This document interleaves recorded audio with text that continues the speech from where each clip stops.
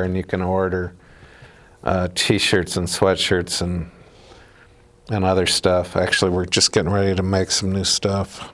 Cool. Wow. I'd like some of that stuff. I'll go there myself. John, can you give me an audio check? Yeah, 1, 2, 3, 4, 5, 6, 7. Is that not good enough? Let me move the mic. Yeah, no, I think you're okay now. You were a little This was good? How's this? Yeah, that's good. Okay, cool. And Art, you can hear Peter and John okay? Before you came on, I could, sure. Am I blowing your mic out? Yeah, that's what it sounds like. How's that? Is that a little better? I'm talking.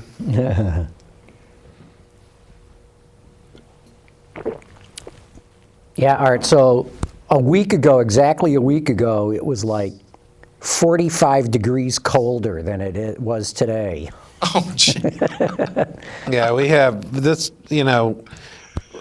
this is the cruelest month here because, no one's deluding themselves to think that winter's over. But then we get this thaw right about now, and it's been 40s and 56 today. It's still 56 outside. Is it really? Oh my God. And Yeah. Oh, then it's more. Because it was, well, I should say, last, 3 below. well, it was 1 below when I left the house a week ago. And and I think the high was like 13 that day. And today 56. Yeah. So a week later, it's But not we know it's cruel because we know we're just going to get hammered. with more winter. You always get that false hope. Yeah.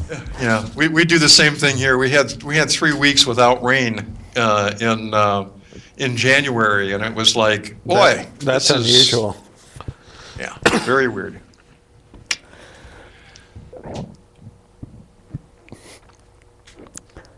So we got lots to talk about here. Hey, Ike, come here. All kinds of things. Hey, Ike. So I almost can't wait to get started. Got about, 4 minutes, right? yeah, about 3:30. And so you guys have been having nice weather for the last few days then? Well, no, we've just had this thaw. We've had, okay. yeah, it's, this weird thaw. We had a mountain of snow and Yeah. lost a lot of it. But like Peter said, we'll get hammered again. Yeah. I'll be skiing into March, I'm sure. Well, we had the Harley group that I belong to. We had 4 rides in January, which never happens. Normally we have one, which is the polar bear ride on the 1st, and geez, we must have had 20 bikes for that, and we've had multiples after that, and it's just been great riding weather until the last few days. Then it got down into well, for us it's cold. For the winter, it got down into the low 40s as a high. Mm-hmm. But today was really nice. Today got back up into the low 50s again. So. Yeah, it's all what your frame of reference is, because when we were in Hawaii, I remember talking to one of the locals if it got cold there, and he said, "Oh, yes, sir, it gets down to 60. 60. Oh, God.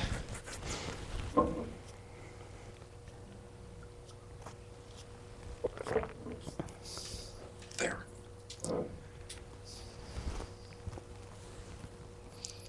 So the auto show went well, I gather? Yeah, it was better. I don't know that it was, so over the top like they tried to make it out, but it was definitely a lot better show. The vibe was so much better. Yeah, it was a lot better. There were some glaring holes in the show. I mean, they had Dub there, and And Nissan wasn't at the show. I don't Nissan understand wasn't at that. the show. Dub was at the show, which just seemed very odd. And I don't know. But it was definitely, the buzz was better. The buzz was better. They're still not back to spending like they were before. Maybe next year. But the buzz was a whole lot better there. How about two of the manufacturers already pulling out of the Tokyo show, and Well, the Japanese have screwed themselves. they closed their market up. If you can't sell cars in their market, why go to the auto show? I mean, what's the point? And besides, it's not the show anymore. It's Shanghai. Yeah, Yeah. right. So they've That's where been everyone wants to be. eclipsed, and the Tokyo shows like Detroit show was in about 1965. The most memorable old Detroit auto show was when they introduced the Pacer. Oh, God, I remember that. I'll never forget being there. It was just unbelievable. Yes. It was just Remember like, that? Now, the one I remember especially stands out in my mind is when I saw Alice Cooper playing in the basement. I remember, there were a few memorable when Lutz, when they did the first Viper, the concept. 10 seconds. Okay, here we go. 5, 4, 3, 2, 1. Autoline After Hours is brought to you by Bridgestone, passion for excellence.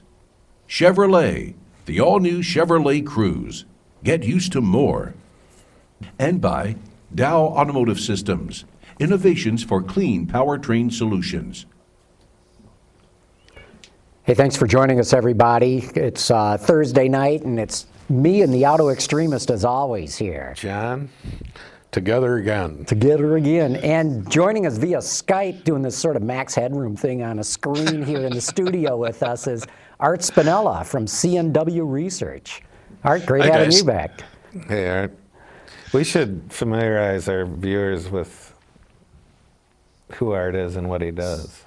Well, Art is a guy who does market research primarily. Let me see if we can discern what he really does, and then we'll figure out if we're right or not. But he does a lot of market research in, of all places, a city called Bandon.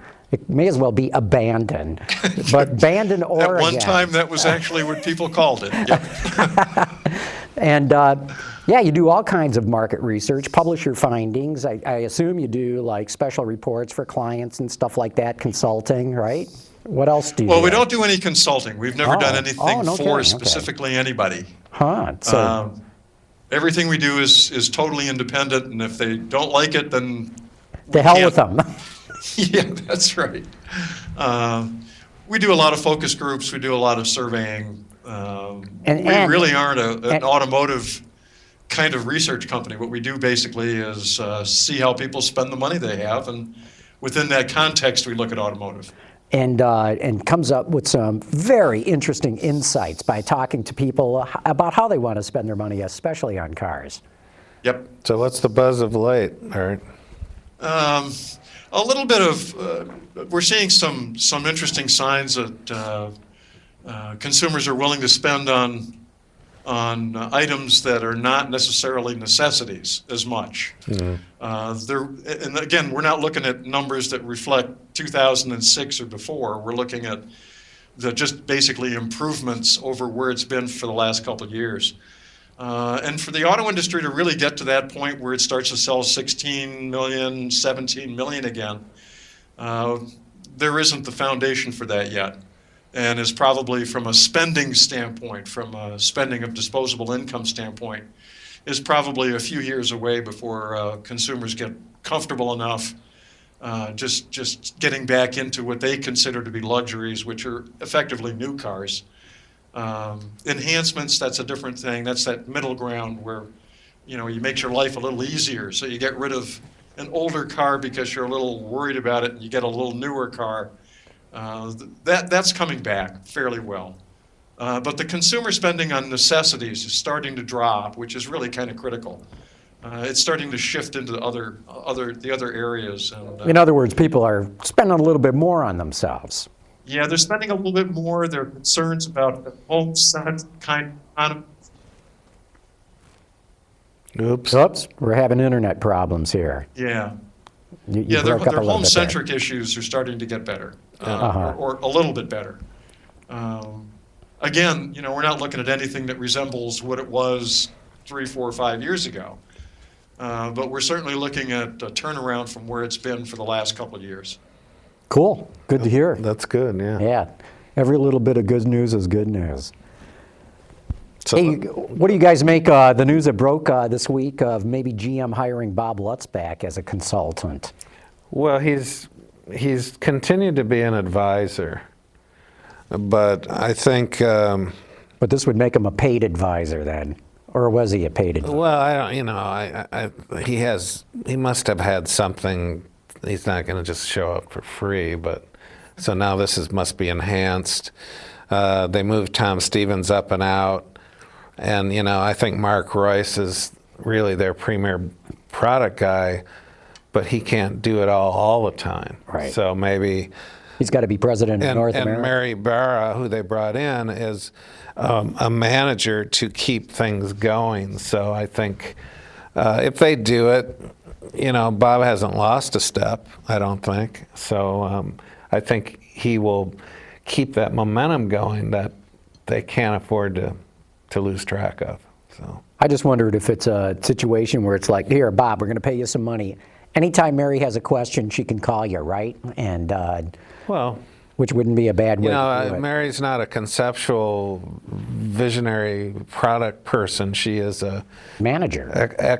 by all accounts, a superb manager. Right. So they need the direction, and then she follows up. Mm-hmm. But that direction is going to come from Mark Royce and Bob Lutz, I think. What do you think, Art? Yeah, I think from a morale standpoint, every once in a while you throw in somebody that everybody has a good feeling about, and Bob is clearly it. Yeah. And it's nice to know that you still have that tie. It's kind of like it's kind of like any corporation. Apple, with Jobs, there still has to be this link to somebody that has a vision. Yeah. And as long as you have that link to the vision, then everybody feels a little more comfortable internally, I think. I don't think the consumer cares one way or the other, but it certainly is a positive for just GM employees in general, I think. Well, yeah, I think, the true believers in product development, they absolutely need to know that GM isn't losing their focus. Right. And it's good to have a leader in that regard too, having the vision, because just having somebody who's managing a process does not produce scintillating product. No. You'll get competent product, but if you look at GM stuff up until Lutz really started to change things around, it was all done by a process that met all their goals. It hit fuel economy and safety standards and targets for cost and this, but the product had no soul. It had no excitement to it, and they paid for it in market share. And that's why I think, this industry is all about product. That's what people buy. You want to find the best artists in the world, whether that is an artist who's a designer or an artist at program management. Mm-hmm. And just having somebody who can put a good team together and push them through a process, to me, is not going to produce scintillating product. Well, I've got a question for both of you, and I saw a piece somewhere, and I quite honestly don't remember where it was, about Cadillac looking at getting softer in its styling, and I don't know if that was accurate or not. Art, I was responsible for that. See, I knew you had something to do with And it. then, It was a leading question. And then the gnomes kidnapped me, and I was taken into the inner sanctum, and I was satisfied to know that I was given erroneous information, and it's not true. Well, good. That GM design, I can safely say, hasn't lost a step. The new wave of Cadillacs coming are very good, really good. So that was erroneous on my part, and I corrected it on the site the next week. Yeah. So, I'm satisfied that they're. So what you're suggesting, Art, is it would have been a mistake to soften the thing up. Is Oh my what I hear gosh, in the yes. In tone fact, of your we voice. were going to follow up with some focus groups on Cadillac because of that rumor, and after Peter backed off, we actually threw that idea right out the window. Well, it's so difficult to establish a face. Remember when the Cadillac Evoque concept came out? Oh yeah. And I mean, it was just like, wow. It was stunner. And they followed up, and all of a sudden, that Cadillac face coming at you down the road is instantly recognizable, and it's so hard to do. And when a company does it and it stays consistent with it, it resonates with consumers. And I mean, you know that, Art, and John, of course, and it's so hard to do. That's why, people really criticize Lincoln, and I'm not so sure why, because they did basically the same thing in their own way. So now to the point when you see Lincolns coming down the road, you know it's a Lincoln. True. And you may not, great design is sometimes polarizing. A lot of people don't like Cadillacs. They think it's so aggressive, and I like it. I think it's I think it's American. It's got its own feel and everything about it. Now, Lincoln, people are saying the same thing they did when they had reservations about Cadillac. But I've seen some of the future Lincolns, and they just keep getting better. So, if they keep getting better, Ford will have, I think, no problem in resuscitating Lincoln. Yeah. It's just going to take time, and it's going to take a lot of money. I say 20 years and $1 billion a year. That's what it's going to take to turn Lincoln around. But it can be done, and it's got the heritage to do it. yeah, I mean, BMW established their face. Mercedes established their face, although they've managed to kind of screw it up now and again. Well, then here's a question for both you guys. Can Smart get turned around? I mean, I think if you had it in your newsletter, Art, right? If Penske can't do it, no one can. I said the same thing. I already weighed in. Yeah. Roger. Yeah. No, I don't. I'm sorry, Peter. Go ahead. Go ahead, Art.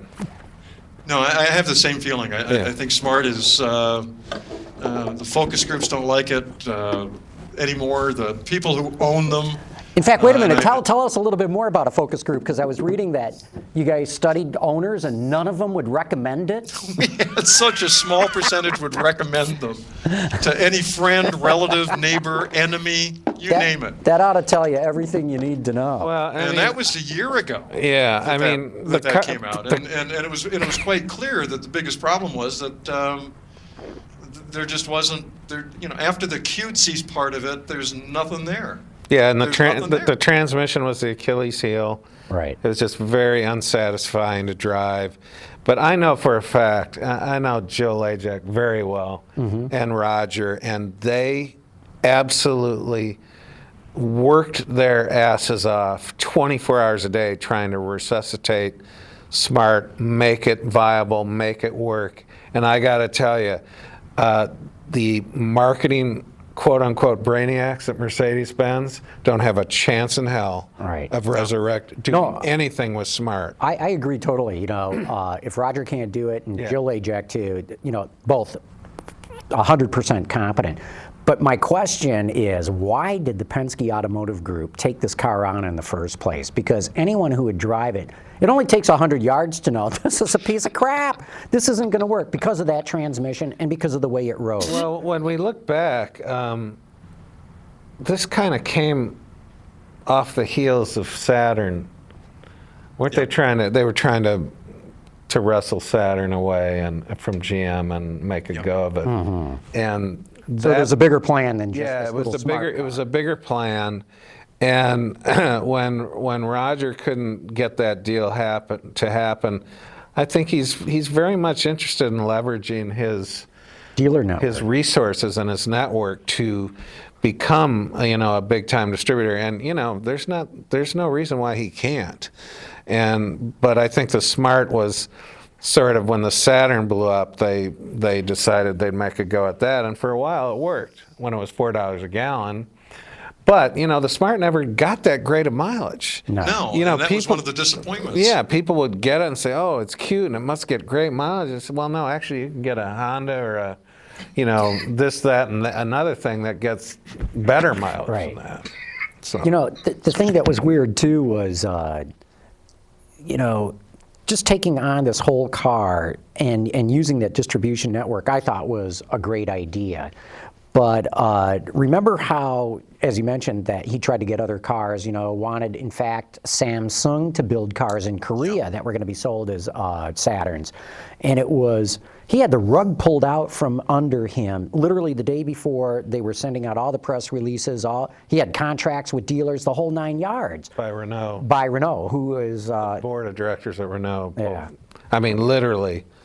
That was another weird deal. Literally, Carlos Ghosn made a phone call and said, the board meeting didn't go well. I was like, huh? But Art, what do you make of that whole idea of Penske Automotive Group, maybe even potentially AutoNation, with massive amounts of dealerships become big distributors for brands? Well, and I think pretty much, if you look at it the other way around, for years, whenever an automaker tries to get into the retail business, it doesn't work. There's never been a manufacturer-owned dealership to make a dime. Hey, who's that cat? And I have Who's a that feeling cat that behind if you you? were as smart as Roger is, and as smart as that organization is, you try to get into the car business, whether it's designing or influencing or putting together some sort of a vehicle. I'm not so sure that the best distribution system in the world couldn't sell smart. A really lousy distribution system killed off a couple of cars I can think of right off that should have been pretty good. I don't think the two meet. I really don't. I think AutoNation is a good example of how to make money at retail and influence manufacturers into doing certain things. This is something you see with Southeast Toyota all the time. They influence a lot of the products that Toyota introduces, and in fact have some that are effectively unique to the Southeast. But they don't push the buttons or the levers too hard because they know that's not their business. Their business is retail. Yeah. Hey, Art, what's your cat's name? He's in the picture. Where is he? He's right over by- your shoulder. Oh, he's, Right shoulder. he's back there? That's Smith. Oh, cool. Smith and Wesson, the other one is. Hey, I live in Oregon. You got to have Smith and Wesson. Hey, let's take a quick break right here. We've got plenty more to get back to, but we need to talk about the Chevrolet Cruise, one of our great sponsors of the show. Check it out at Chevrolet.com/cruise. As I've been saying all along here with the sponsorship, they've got some pretty good standard equipment there. Take your choice of all kinds of things that are on the car besides the standard equipment. You want an automatic 6-speed, manual 6-speed, Pioneer Premium 9-speaker sound system. Gets pretty good fuel economy, especially up against its main competitors, Civic, Corolla, and Focus. And check it out. It's at Chevrolet.com/cruise. And of course, that's CRUZE. So, Art, in your studies, is there a growing acceptance of, well, obviously there's a growing acceptance, but how much momentum do the American car companies have with the consumers right now?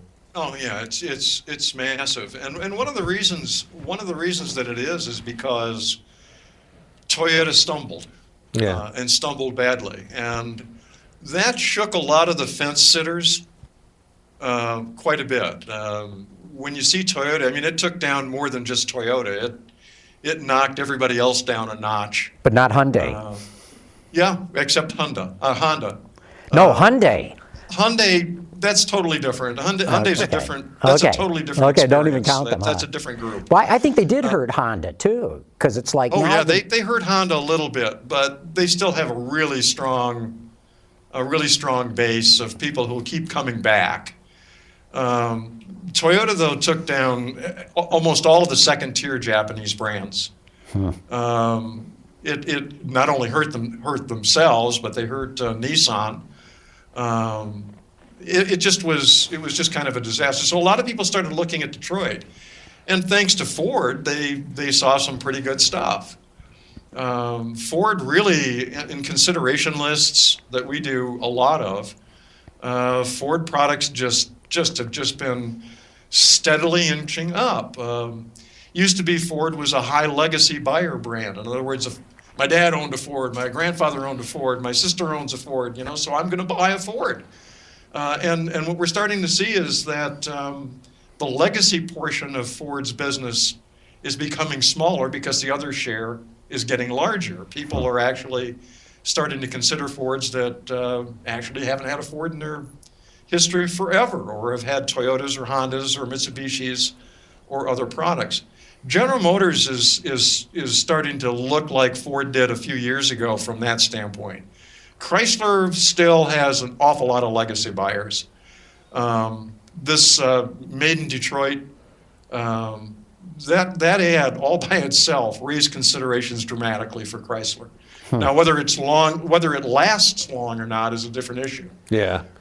Because that's, again, like you mentioned, it's product. It's product. It has to be right. The first person who gets into a 200 drives around the block and goes, God, this is awful. Yeah. That's it. I mean, forget it. Right. They won't do that again. But actually, the car's pretty decent. So Well, It's not bad. It's not bad, Yeah, that's but what it's I mean, not a it's great. It's the car is not nearly as good as the ad was. well, Let's put it that the way. 300 should have been the ad, but what you said made in about Canada. yeah, what you said Well, about assembled. what you said about Assembled. Ford is interesting though, because what you're saying about Ford points to an upward trajectory for them for years to come if they stay focused. So that's interesting. Yeah. Well, the Explorer is a good example of that. I mean, the new Explorer is just, you can't get them. Yeah.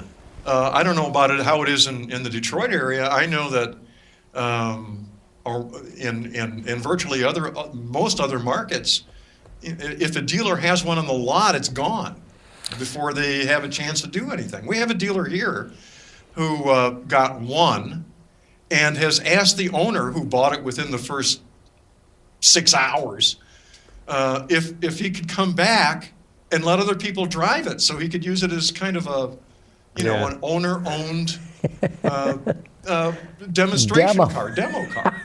Well, And he's not ready to get another one for another couple of months. yeah, well, believe it or not, internally there was a huge struggle about that vehicle. Why so? Well, because there was a huge faction saying we shouldn't even do it. Really? Oh yeah. And then there was the debate about, since it's a unibody now, there was that debate, and fortunately, Alan Mulally and company seized the day and realized, despite all the negativity associated with the tire thing and all of that, Explorer is one of the great names Yeah. in this industry, at least in this country. And now they brought this vehicle out, which is absolutely fantastic. I don't know how many viewers, probably not many, have driven it, but the thing is superb, and inside and out. And now, they've got another hit on their hands. Oh, yeah, and it's profitable. Yeah, yeah, Yeah, yes, it is. Yeah, well, In I think huge numbers. yeah. Mulally recognizes the value of a brand, and that's the first thing he did when he came back was what the hell are you guys doing with Taurus? Let's breathe some life into it. And then they did the same thing with the Explorer. And Taurus isn't quite selling, I think, where they'd hoped it would be, but the Explorer's doing pretty good right now. Well, Explorer basically, was basically invented the SUV, or at least it was identified as such. Right. And to walk away from that name, they absolutely had to. It's hard, you talk to these companies and they forget how hard it is to establish a nameplate until they actually try to do it. Then they say, holy shit, this is unbelievable.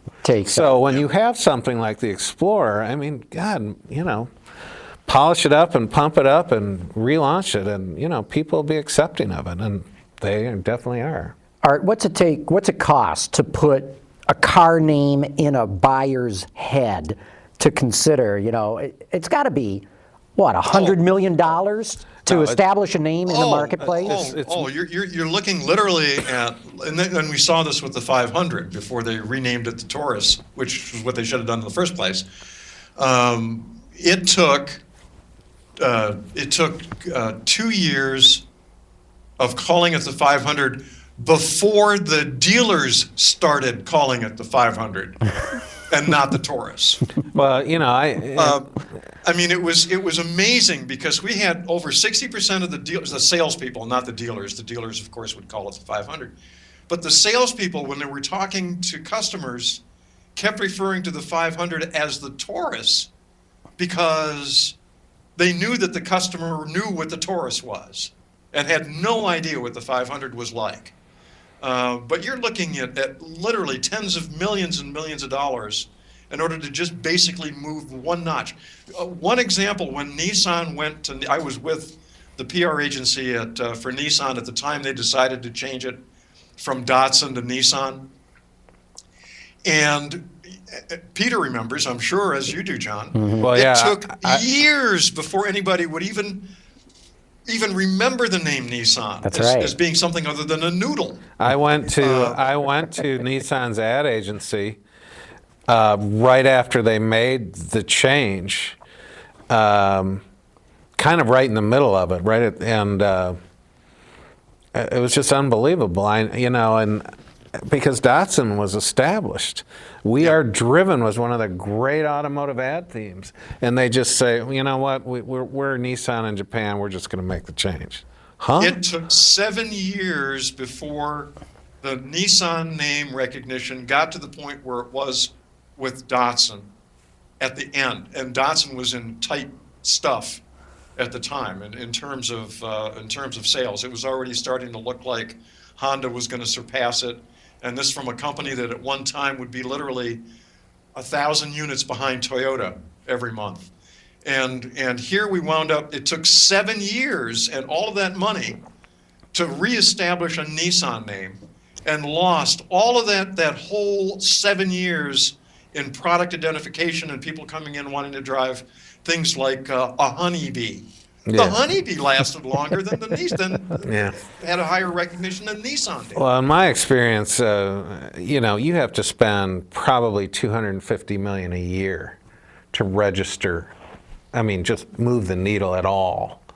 And I remember one of the last campaign I worked on at Chevrolet was the launch of the committee Impala, the 2000 Impala that was really Sure. bad. And at that time, I realized that the Toyota was spending like $100 million on the Corolla and on a Camry launch, at least $100 to $125 million. And I remember when we were first starting the whole Impala launch thing, it was like, oh, well, we're going to spend $65 million, and I was just like, you know what? Something doesn't compute here. And then by the time they launched it, they were going to spend $25 million. And so, Well, look at all the money they saved. yeah. Yeah. But it was just like, the discrepancy was just like, are you kidding here? And that was when GM was full blown in all the divisions, and they didn't have enough money to launch a vehicle. And that's, I started writing that. I remember, Art, you picked it up. I said, what if GM just had one great car in each segment?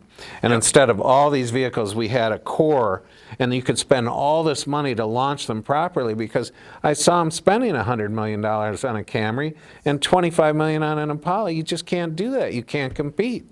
And so to your question, if Ford put a different name on that Explorer, it would have been a disaster. Great point. Disaster. Couldn't do it. Couldn't do Yeah. it. Yeah. Wrong move. It would have been a terrible move. Yeah. Hey, jumping topics here momentarily. Peter, you'll remember last year we had the OPOC engine, the Eco Motors guy, Professor Peter Hoffbauer, the guy who designed all the VW diesel and the VR6, blah, blah, blah, blah. Really interesting. And then Don Runkle we had in here too, and Runkle's another guy that was on there. John Coletti, a guy I'd still like to get on this program, who ran Ford SVT, is also at Eco Motors. Just got an email today. They are having a big press conference next Tuesday. And they're also going to have Dan Ustian, who's the chairman, president, and CEO of Navistar. And they're going to have the president of Navistar Engine Group, all having a press conference next Tuesday. To me, this has got to be big news that Navistar is got to be looking at the Eco Motor. I mean, I'm just totally speculating, but why would you have a press conference with all those guys together? That's right. I guess we should be there. So, I'll be there in spirit. but kind of cool that, a couple of the guys that we've had on the show here talking about that and other things. Yeah, I'm excited about that. I mean, there's a lot of doom and gloom. Oh, we got to go electric. We got to do this. I mean, there's innovations galore out there. And this one, this motor, if I was running the Indianapolis Motor Speedway, I would pay them to build a motor What a and great put it in an Indy car. What a great idea. And just say, you know what, I don't care if you guys go 20 miles an hour faster. We'll figure that out later.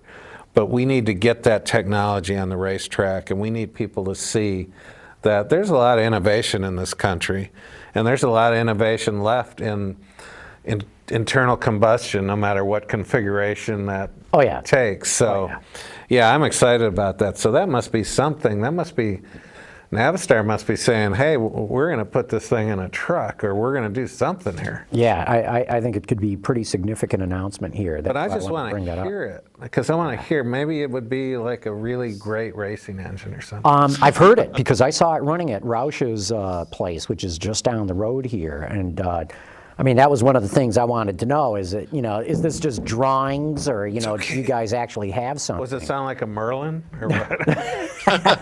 Well, it was full throttle, but it was in a test cell, and you know how that is. They got everything muffled and all that. So I can tell you the engine runs, and this thing was screaming running fast.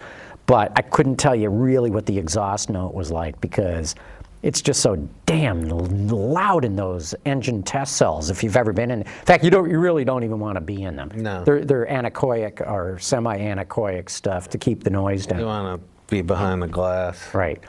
Hey, let's take another quick break here because we got some other things to get into, but we've got to thank our sponsor, BridgestoneTire.com. We welcome Bridgestone America's tire operation sponsoring the show.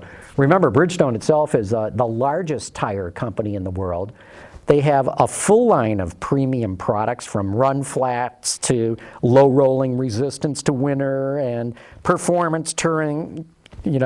Like they like to say, it's Bridgestone or nothing, or they use in their advertising tagline, passion for excellence.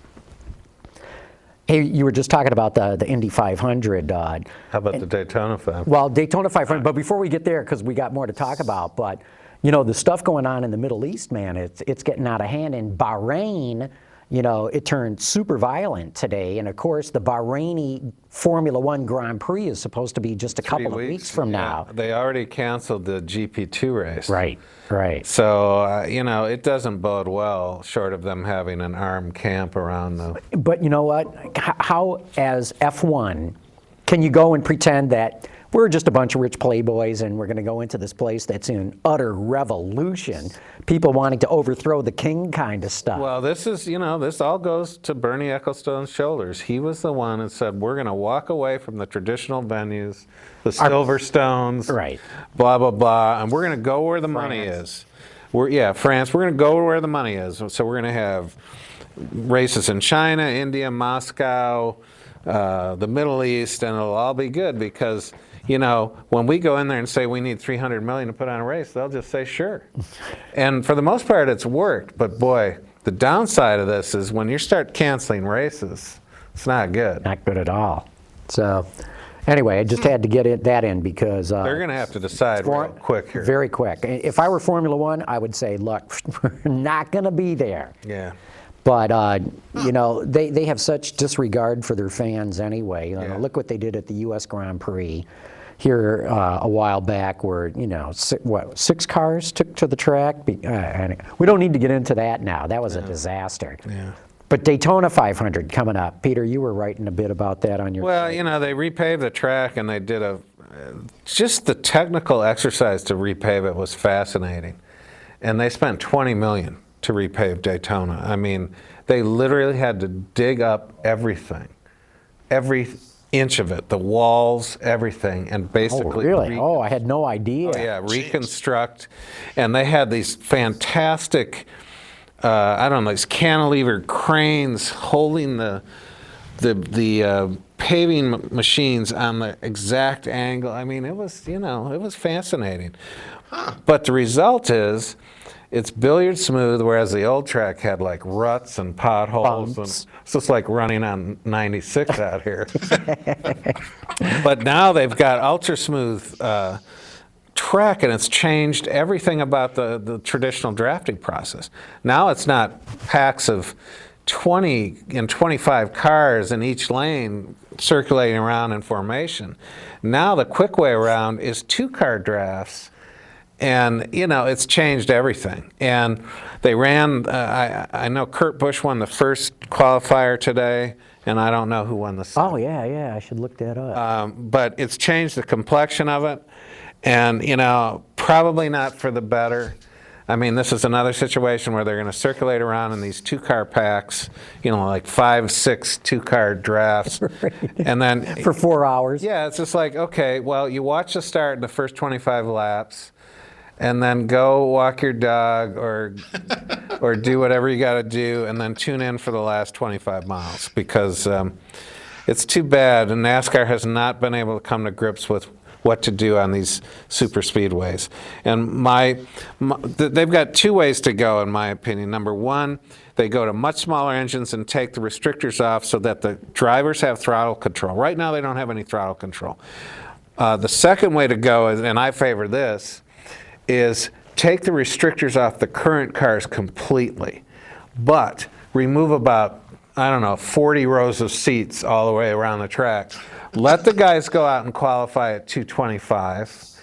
Let them race at 210, 215. But the difference with that is, and you'll separate the great drivers from the merely good ones, because when you have to actually get out of the gas to go into a corner because you're going so fast, then you see the real racers, and then you have real racing.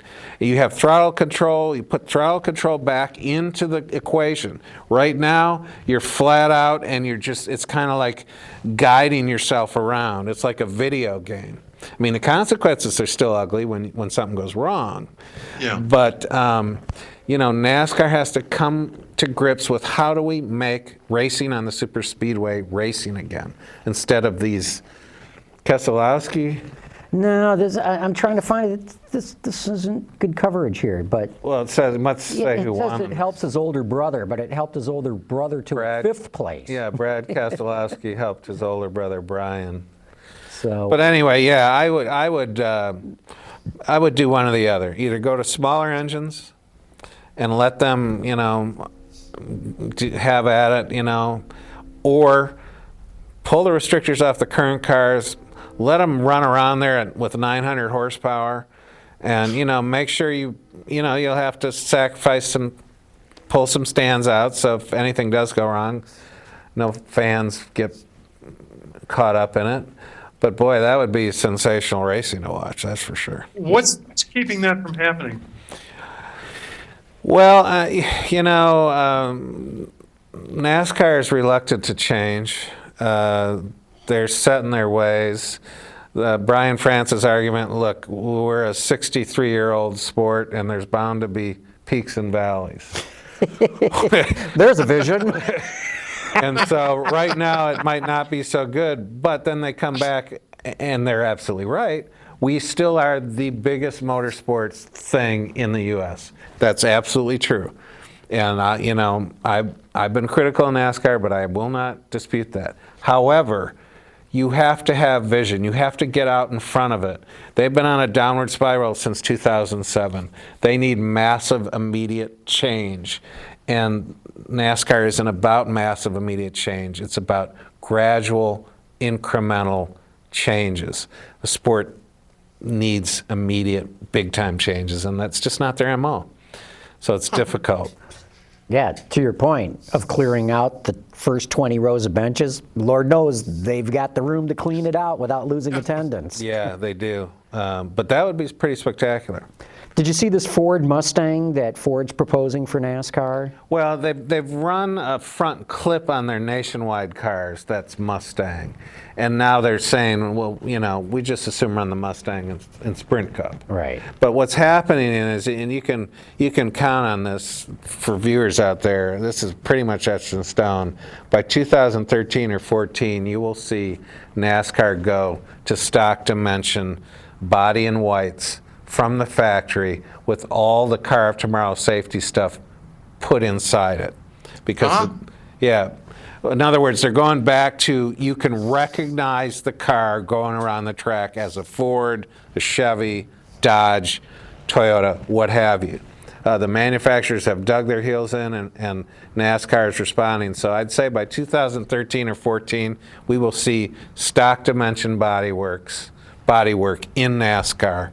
And people will be able to say, well, that looks just like that thing I can buy in the showroom tomorrow, or something like that. I could Yeah, drive that. it looks like the one sitting in my driveway. Yeah. Yeah. Yeah. But no, I think NASCAR's learned the hard way that the cookie cutter template car tomorrow absolutely killed the interest of the traditional fan, the hardcore NASCAR fan. And if you alienate, I don't care what sport it is, if you alienate your hardcore fan, you got problems. Because when all the fad fans away. decide, yeah, There's a new fad. become bored in NASCAR, let's face it. Yeah, I will never forget the cover of Sports Illustrated, NASCAR Nation at the peak, 2006. And I said, you know what, it can only go down from here. And when the fad people jumped off the NASCAR bandwagon, NASCAR realized that, oh man, and then we alienated our hardcore fans. You know, we don't have the Southern 500 at Darlington on Labor Day. We had it there for 45 years, and we walked away, and we went to Fontana, California instead, and they wondered why the grandstands were only half filled. So, you know, all these things conspire right now. NASCAR's got a litany of problems, but they're of a mindset that they don't make the radical kind of changes needed, and so they're in a pickle, to say the least. Yeah, they are. Absolutely are. How do you, a quick NASCAR question for you, Peter. In the case of Toyota, was it worth their investment? Well, you know, Art, and you've done research on this. You know, Toyota was absolutely obsessed about becoming part of the fabric of America. They sold themselves better than Chevy did. You know, Chevy lost their way, no question about it, and Toyota stepped in and became America's car company. They took Chevy's position right out from under them, and they decided that we are going to be an American car company to the point where, you know, I think you probably were sat in research groups where people said, well, I didn't know Toyota was a Japanese car company. I thought it was, Yeah, that's true. yeah, and you know, and so they thought that, well, if we really want the ultimate step to be part of the American fabric, we're going to go in NASCAR. I don't know if it's paid off for them or not. I really don't. Judging by this latest image blow up, probably not, because Toyota's image is so frayed right now. But Well, you know, I think if you look at Ford or Chevy, they're really a NASCAR to sell pickups. And if that's truly the case, then NASCAR has not worked with Toyota, because the Tundra just doesn't sell all that well. No, and it's not likely to either. There are, you know, the biggest, largest, most important segment in the pickup market is that work-related contractor group, journeyman kind of group, and that's really where the heart and soul of the pickup truck market is. Farmer, rancher, that's one segment. Contractor's another one, and between those two, you're looking at over 50% of pickup sales, over 60% actually. And the thing that's interesting is that Toyota has tried and failed miserably to break into those two groups. They make forays every once in a while, and they do fairly well for a short period of time. The biggest problem is right down back at the dealer level. Ford dealers know that when a work truck comes in, it has to be turned around quickly for service so the guy gets back to work. Toyota dealers, the first thing they do is ask, well, we can make an appointment for next week. yeah, And somebody who owns a work truck doesn't want to wait till next week. He needs it done now. Yeah. Ford dealers in those areas deal with things very quickly. Toyota dealers are just still consumer-oriented retail sellers, and that's really hurt the Tundra a lot. that's very insightful. That's a great point. Well, you know, the other thing about, you know, when the ultra green hordes in this country, you know, they want us all to be driving, you know, electric powered clown cars overnight. But, you know, I always, when I get in discussions with them, I always say, how do you think the people who do work at your house are going to get to your house? How are they going to bring the materials to do what work is needed to be done? How is the stuff you ordered online the other night going to get to your house? Do you think it's all going to be magic electric clown cars? No. We need pickup trucks, and we need vans, we need and we're going to need them for a long time to come. Yeah, they might have hybrid assist, but this pronouncement that we won't have any of those vehicles in the future society. Well, that's a wrong way to go. We have a very similar there's a similar kind of attitude. This is all woods up here. Right. And that great golf course. Oh yeah, and a couple of some of the great golf courses. Yeah. Yeah, but we frequently get people who say, you really shouldn't cut down those trees. And you ask them the same kind of question, well, what are you going to use for lumber to build your house? And the response is something like, well, they go to the lumber store. Okay. All right. Hey, let's take another quick break here and come back and do rapid fire. But I want to take a moment to thank our sponsor, Dow Automotive, but especially DowAirify.com. It's a breakthrough diesel particulate filter, low back pressure. You can upsize it, downsize it. You just cut it to just about fit any kind of engine. So you meet compliance of diesel particulate regulations at a lot lower cost. Check it out at DowAirify.com, and that Aerify is AERIFY. Well, let's get to rapid fire. I know we've got a number of questions here, and Ben, did you want to run that music?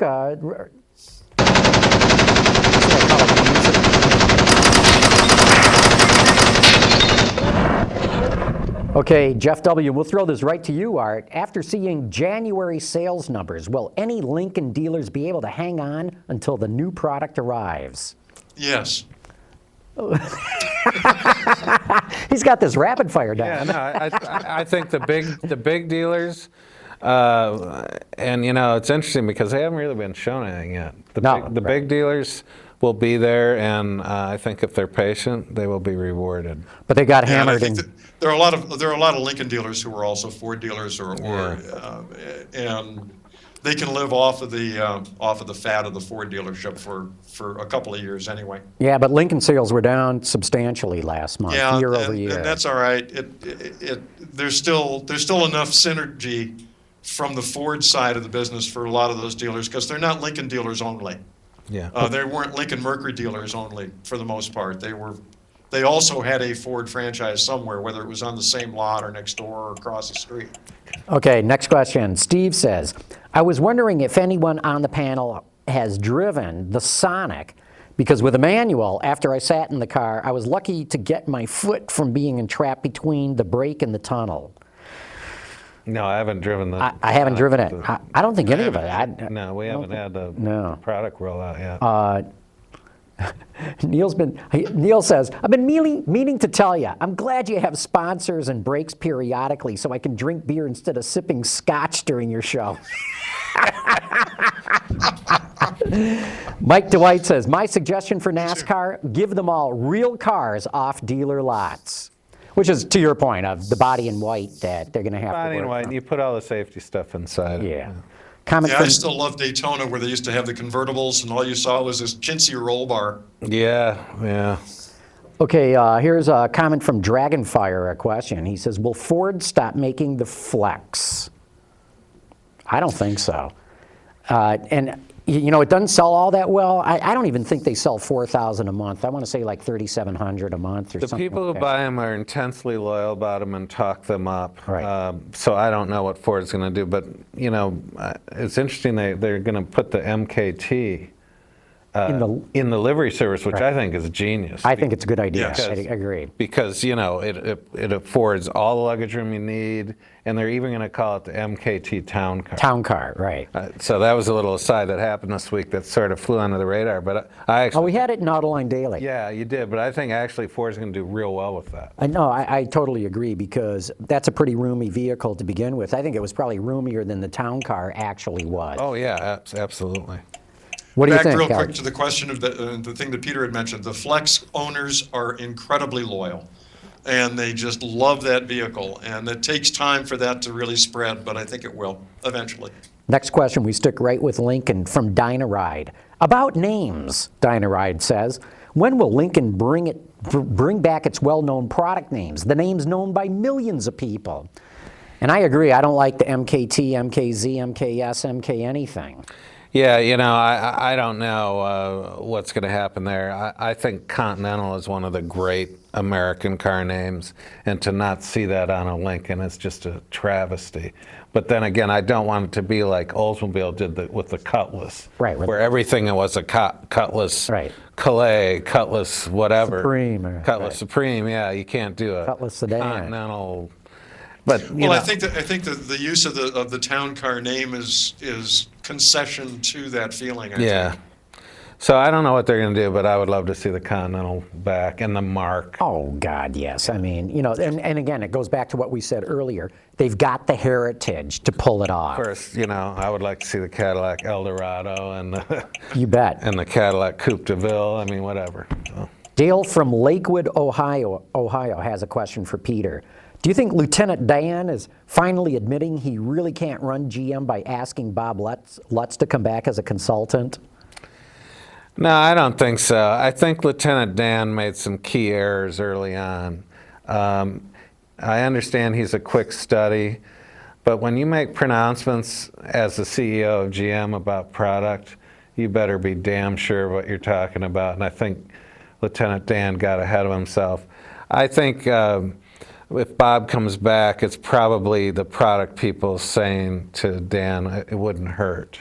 Yeah. And I think Dan has quickly realized that I really need some time on this product stuff. Yeah. So I don't think you're going to see these pronouncements from Ackerson about, we're going to sell 250,000 volts or any of that for a while. I think he has learned the hard way that that's not the way to go.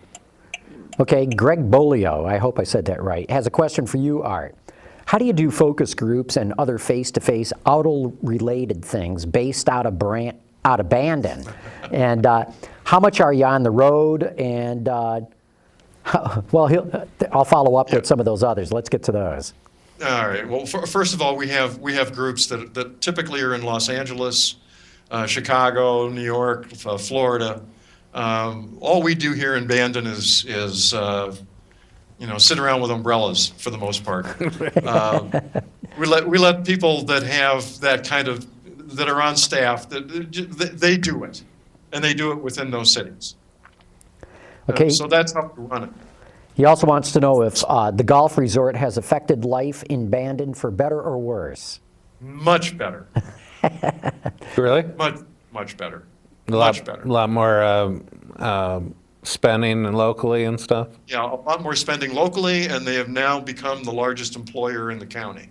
Wow. Which it used to be public service. Now it's actually a private enterprise that's has more employees, and they pay well, and they're just spectacular. Now, are there 2 courses or 3 courses now?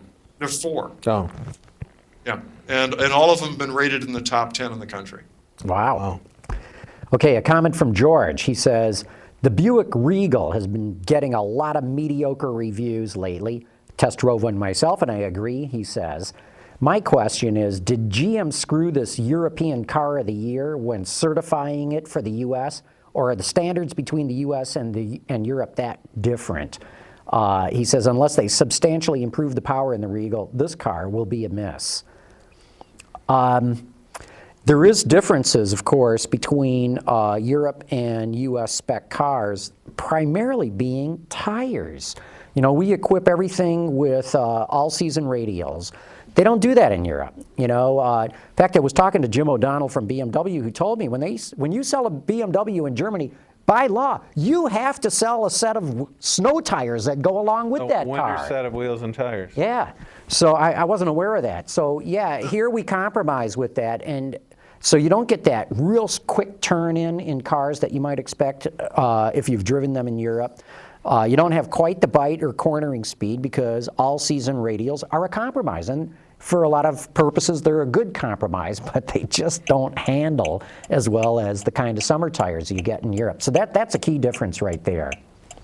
But the Regal, I don't know what to say about it. I mean, it needs more tuning, more development.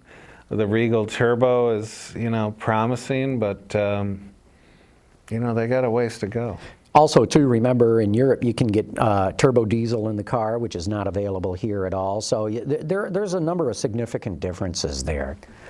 Rumblestrip's got a question for you, Art. Is your impression that when people say they want an electric/hybrid/high mileage car, they say that because they think it's what they're supposed to say, but when it comes to putting their cash down, they don't pay the $5,000 premiums? Yeah, the premium that people are willing to pay for a hybrid right now is somewhere around $800. That's it. That's the most that they're willing to pay for it. They are pocketbook oriented. I don't care what it is. If there isn't some sort of an incentive on it, they won't buy it. They'll just go for whatever the non-hybrid version is. Diesel has a higher. People are more willing to spend money on the alternative if it were a diesel than gas, even though the fuel cost is higher, which I find interesting also. But the hybrid bubble, it may not have burst, but it certainly is nothing like it was a few years ago when Prius was selling everything at a premium. Joseph has an interesting point here. He says, Jason Vines always said the Chrysler Corp recalls hurt the Chrysler brand cars more than the Dodge or Jeep ones. And he asks, is there any evidence that Toyota's woes are hurting Scion and Lexus? Scion for sure, Lexus a little bit, but not very much. We've seen some carryover in consideration numbers because of the Toyota problems.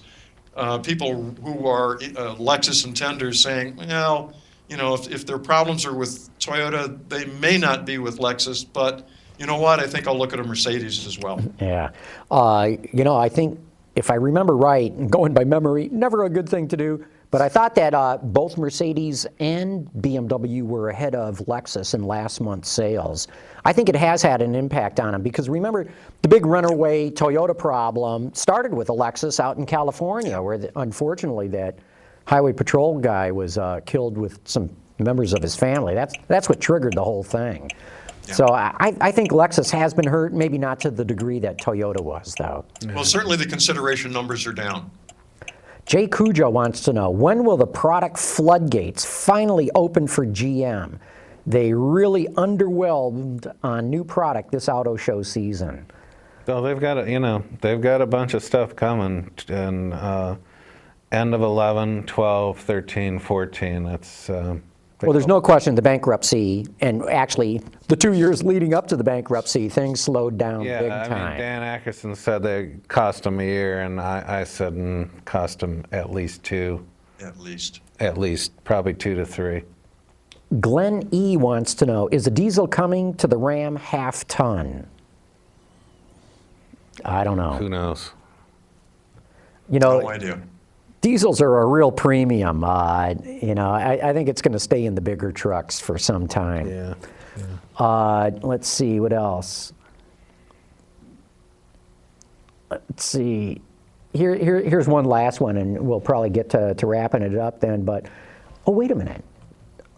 Whoa, we've got some phone calls there. I hadn't even seen them coming in. Ben, let's bring in a phone call.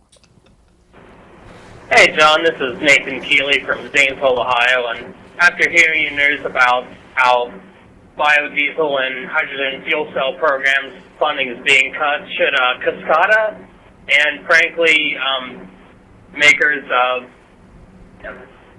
algae biofuels be worried that their funding is going to be cut next? And if so, is it going to be cut? And just on a side note, I've been reading David Bloom's book, Alcohol Could Be a Gas, and I couldn't think of any other person that would be better to talk about, biofuel and ethanol. So I think it'd be a great candidate for your after-hour show or even Autoline Detroit. So. Yeah, that's a good suggestion. David Bloom's written some pretty interesting thing about biofuels. Look, and that's something that we didn't have time to get into earlier. Remember, it was proposed by the Obama administration, focusing on electric and eliminating the clean diesel programs. Right. Well, it'll get eliminated, I'm pretty sure. Yeah, the Obama administration has proposed eliminating all the subsidies that it is spending on clean diesel stuff and on hydrogen fuel cars, i.e. fuel cells. so that they can pour everything into electrics. So, obviously, the administration has decided that we all should drive electrics, and that's what it's going to be. As we talked about earlier, I think that's unlikely to happen. But when it comes to affecting biofuels, people have got to understand what the subsidy really is. There is a roughly 50-cent per gallon subsidy that goes to the blenders. Doesn't go to the farmers, doesn't go to the guys who actually make ethanol. It goes to the blenders who blend the ethanol with gasoline, which by and large are owned by the large oil companies. So the subsidies actually by and large go into oil companies, not the farmers or the guys who make the ethanol in the first place. So, and that was to try to convince them that they should start blending ethanol, because even if people don't like ethanol, it's the only what they call oxygenate, and I think I said that right, that the EPA has approved to clean up gasoline, because putting ethanol in gasoline actually does lower emissions. So will it affect biofuels, what Obama's talking about? That's up to Congress to decide, because remember, there is a mandate from Congress on the EPA to have, and I can't remember the exact numbers, but it's something like 32 billion gallons of biofuels by 2022 or something like that. So, on one hand, Congress is mandating this is what thou shalt do.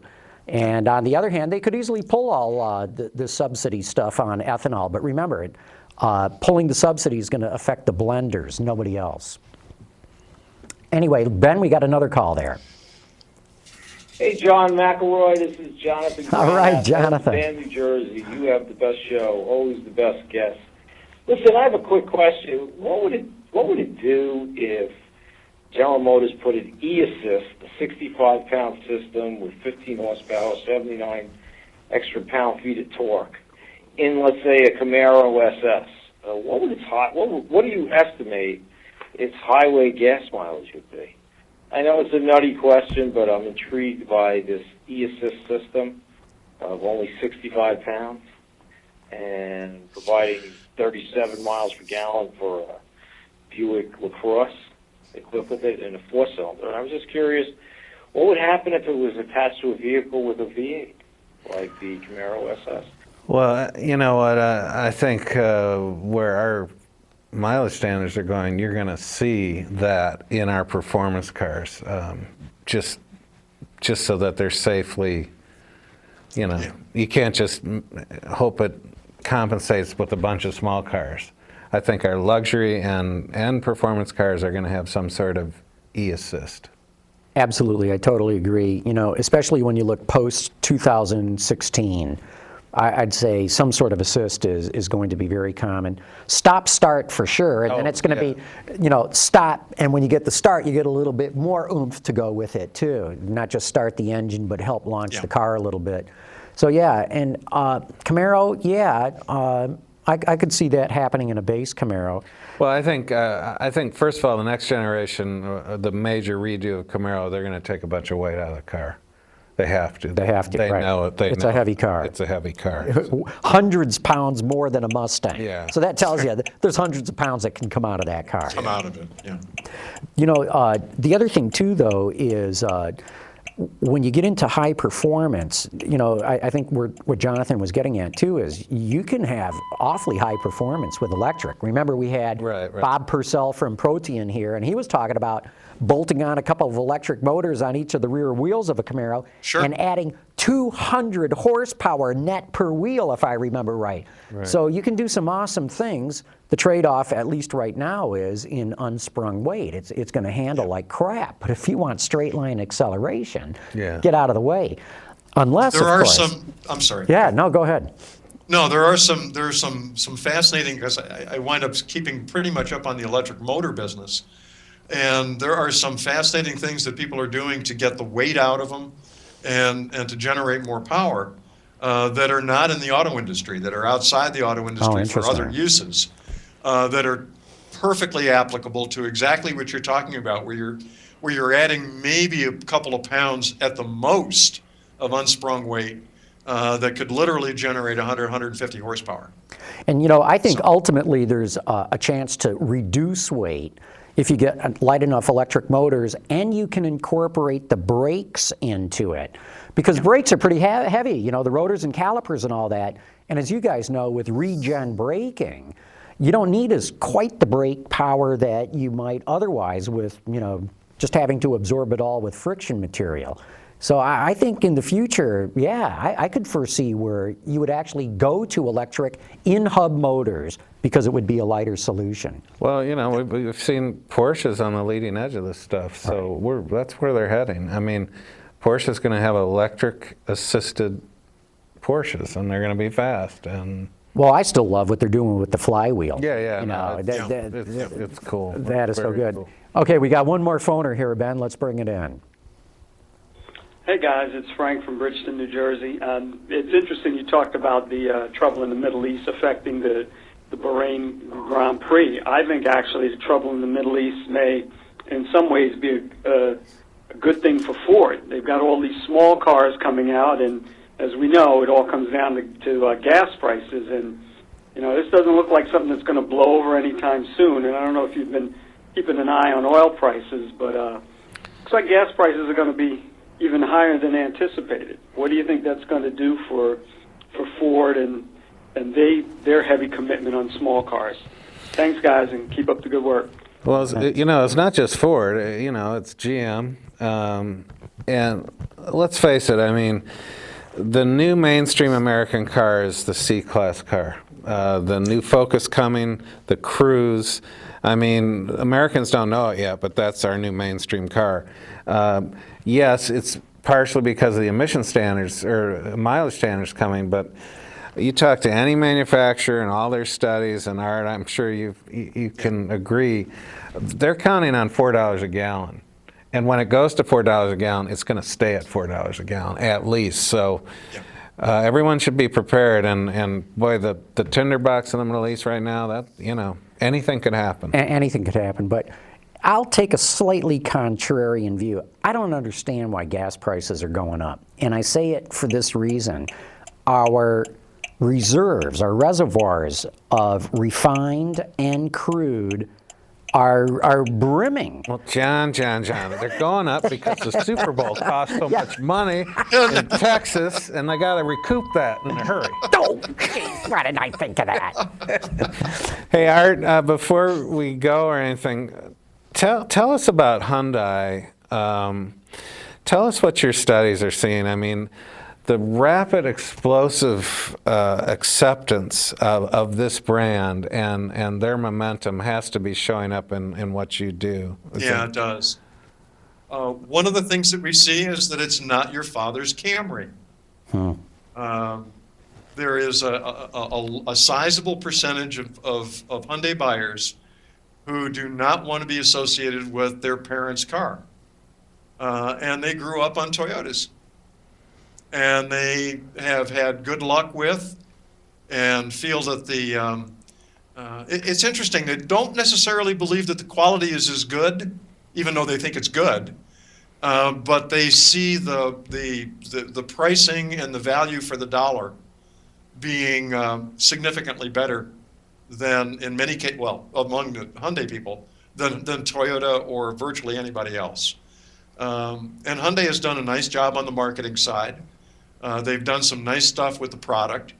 Nothing necessarily is cutting edge, but it's filling that American car gap that you talked about Toyota wanting to fill forever, which I recognize. And Hyundai has been from day one targeting Toyota as its primary target, focus, everything, and wanted to be like Toyota, and has done just a masterful job of doing that. And dealers love it. Dealers talk them up. Customer comes in or just be walking in, never saw one before, is bound to get a laundry list of enthusiastic pointers on the sales floor. And the conversion rate for Hyundai is astronomical compared to anybody else. Really? Yeah. And so if you can get people to come in, let me give you an example, real quick example. We always do a thing that's called deterioration. How many people do you have to get to consider your product to get to 1,000 sales, okay? In Mercedes' case, it's 1,100. 1,100 people consider 1,000 will buy. In Suzuki's case, it's 940,000. Okay. Yeah. I'm serious. This is a part of the problem. In Hyundai's case, we have seen it go literally from 350, 400,000 numbers 5 years ago down into about 100,000, which is superior to virtually any of the other mass market manufacturers, including Toyota. So Hyundai's problem is really on the product side, and they're filling in those gaps. They needed to get older, more wealthy consumers, or at least higher income consumers, into their showrooms in order to expand their market or expand their volume. And they've succeeded in doing that with some of the products they've brought out. And it just works for them. They're just clicking. They're just clicking. And I don't see where they're going to falter unless they have some kind of major recall disaster like Toyota did. And I don't see that happening. Their products aren't necessarily super high tech. They're just extremely good, or they're at the high end of being good. Yeah, it's the total package. That new Elantra is Absolutely. scary. Yeah, I haven't been in the Elantra yet. But I mean, it's just I get that next week. the whole package is scary. Yeah, no, I mean, what they offer as standard equipment at the price that they do is really impressive. But I tend to think Hyundai, they will make a mistake. We just don't know what it'll be yet. Whether it'll be a I agree. It may Every have car already company happened. does. Yeah. It may have already happened, and it's just for them to catch up to. I still wonder. They have a history, at least in the U.S., of burning through management, and we've seen some big-time defections, or people leave the company in design and marketing. Joel Piskowski, Joel Awanek. I guess you better not be named Joel. But in any case, to me, that's the one Achilles heel to watch on is, the management team that they've had in place, especially with Kravchuk, I think has done a masterful job, but can they do that? Or are the Koreans going to start dictating what has to be done? And we've seen that happen in the past, so that's my only question. But on the product side, and I would say from a design, engineering, manufacturing standpoint, they've been brilliant, really impressive. I agree. Cool. Well, And hey, obviously consumers agree. Yep. Well, this is probably a good time to wrap it all up, but Art, it's been great having you here. Art, it's great seeing you. Dad, don't sign off yet because Yeah. we're not about to. Okay. We want to ask everybody to check out Roundabout. You can see that in the John's Journal section of our website. In fact, you can watch them record live on Fridays at 6:30 p.m. Eastern Time, or you can get the podcast at the iTunes Store. It's called Roundabout. You can follow us with all our programs on Facebook, facebook.com/Autoline Detroit, on Twitter, twitter.com/Autoline. Get Peter's stuff at Autoextremist.com, or on Twitter at twitter.com/Autoextremist. Also, check out his book, Witch Hunt. Yeah, witchhuntbook.com. It's coming out on March 15th. And people asking me about buying Autoextremist wearables, go to the line column. The Line. The line on our website, and at the bottom of it there's a little black square that says AE Store, and there's still some stuff in there, and then we're going to make some new stuff this spring. And if people want to find out about how they can hire your company and pay you big gobs of money to figure out what's going on, where do they go? They just go directly to our website, which is CNWMR.com, which is our letters, Coastal Northwest Marketing Research.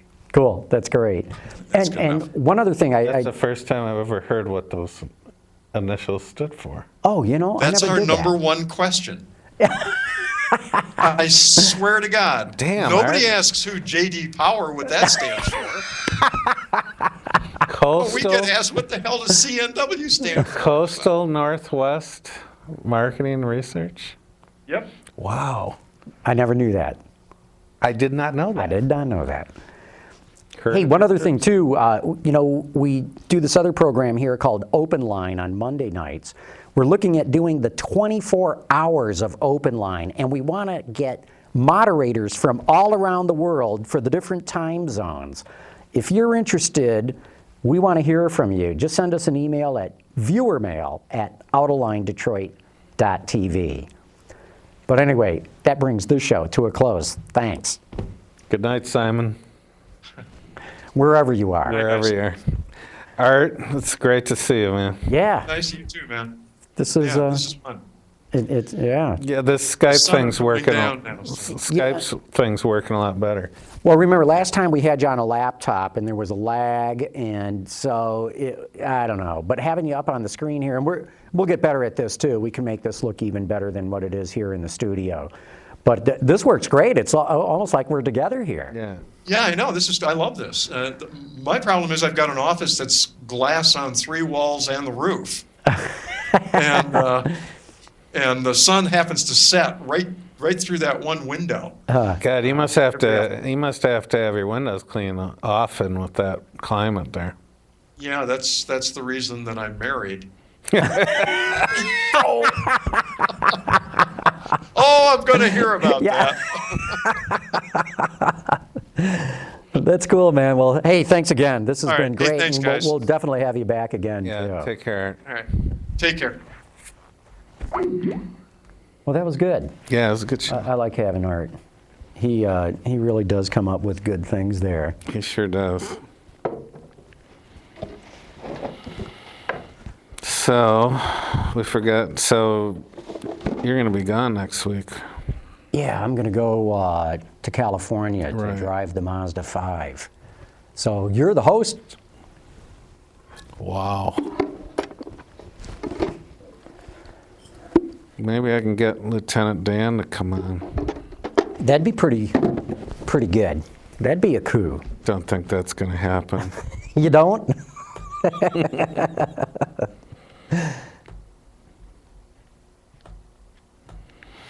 Yeah, I wish NASCAR the best. I hope it's a great race. But, you see the dual 125s a day, and literally there's like 6 or 7 packs of 2 cars. Oh, man. So obviously teammates are going to Play it big hook up. time. Big time. So, I don't know. But, they can still make a mistake. And the comments after the All-Star races, some of those guys said, man, it's the most nerve-wracking thing I've ever done. I mean, it really is crazy. I mean, I'm not a fan of restrictor plate racing at all.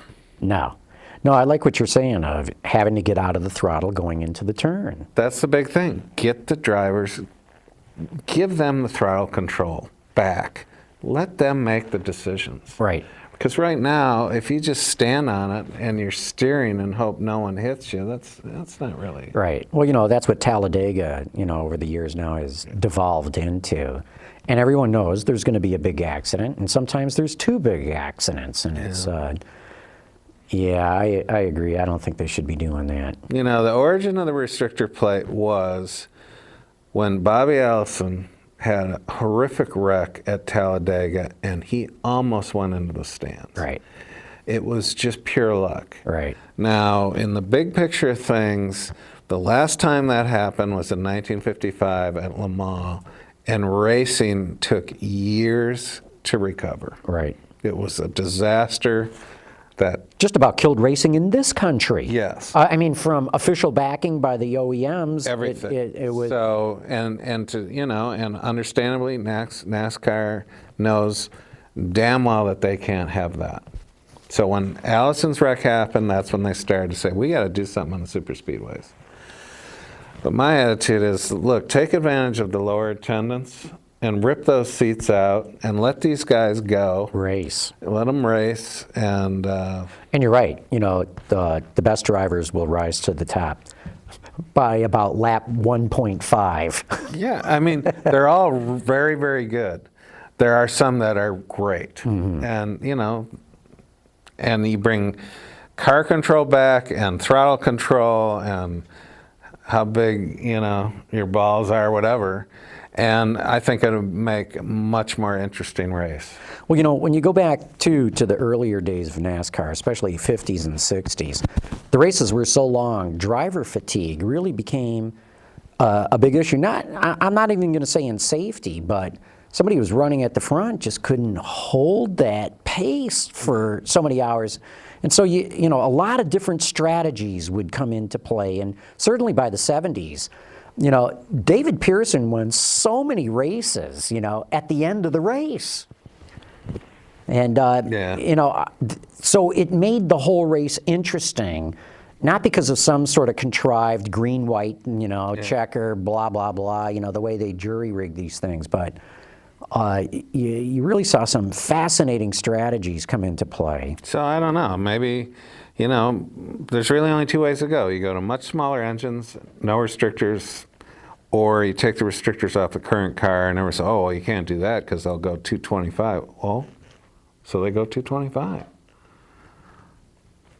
You know, I don't know. Well, yeah, I'd love to see them take it off. And, you know, you got it right the first time there. Just go to smaller engines. Yeah. With no restrictors, so you still have control of your own throttle. You're not just driving around. Right, foot to the floor the whole time.